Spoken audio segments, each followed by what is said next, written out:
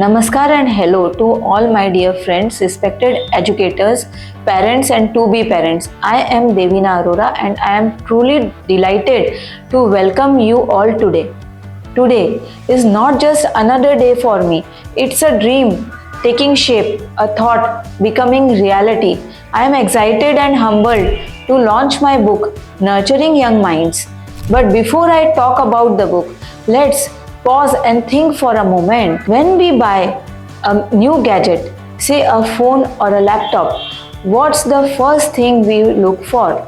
The instruction manual, right? It guides us, tells us what to do, what not to do, how to make the best use of it. Now imagine if our children also come with such a manual, wouldn't life as a parent, a teacher, or a caregiver become easier? And that's exactly the thought that gave birth to this book. For years, I have devoted my learning to understanding the journey of life from prenatal development to childhood and into adulthood. In this journey, I have had the privilege to serve as a trainer and a life coach, working closely with parents, teachers, and students. Each stage of human development taught me something new, but one truth remained constant. Every child has infinite potential if nurtured the right way. My inspiration comes from our Honorable Prime Minister Shri Narendra Modi ji, under whose visionary leadership the new education policy and national curriculum framework was designed. These policies are not just about modern education, they are rooted in something very ancient and profound, our Panchkosh philosophy. Panchkosh, the 5 layers of human existence. Our ancestors understood that true education is not just about the brain, it's about the whole being, body, mind, and soul.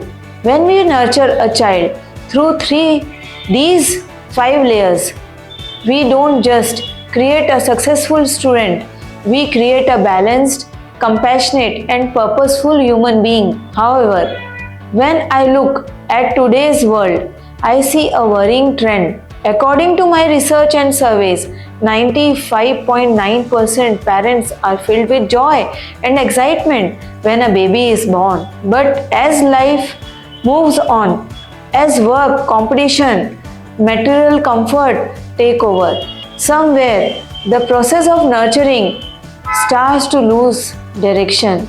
Children, instead of being engaged with parents, are often handed over screens, gadgets, and grants institutions.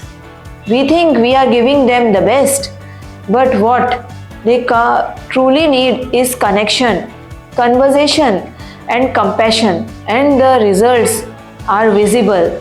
When these children grow up, we see challenges in their emotional control, empathy, and moral behavior. Adults today are searching for peace through therapy, NLP sessions, and mindfulness classes. The question is, why are adults searching for something that they should have already learned in childhood? Every time I hear of a tragic event, a violent crime, a murder, an assault, the first image that flashes in my mind is not of the criminal but of a child. Because once upon a time, that adult was a child too. A child who maybe didn't receive the right guidance, love, or moral foundation. A child whose emotions were never understood. It makes me ask myself, what if that child had been nurtured differently? Would the story of that adult have changed? Would our society look different today? The good news is there's hope. And the solution lies in our way, our very own ancient Indian wisdom, the Panchkosh model.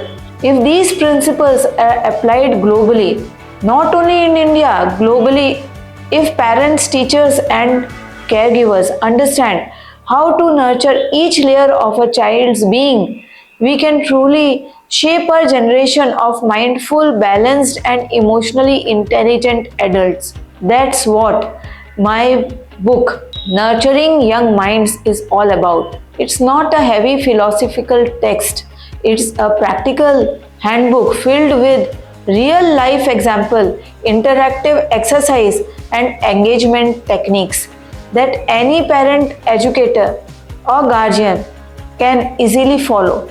It helps you understand how to handle a child's emotions mindfully, how to develop empathy and discipline together, how to balance the 5 layers of growth: physical, emotional, intellectual, social, and spiritual. Imagine a world where every child grows up with these values, where learning isn't forced but flows naturally, where every teacher is a mentor and every parent is a life coach at home. We can create that world, but we need to join hands. Educators, parents, policymakers, everyone. Let's not just raise children, let's nurture human beings who will shape a more mindful and compassionate future. Let's ignite minds to become purposeful adults, not just successful in career, but successful in life. So today, as I hold this book, Nurturing Young Minds, I invite you all to be a part of this movement. Let's bring back the essence of ancient wisdom into modern parenting. Let's raise children not just with intelligence but integrity and inner peace, because the future of the world is not in the hands of technology, it's in the hands of the children we nurture today. Thank you.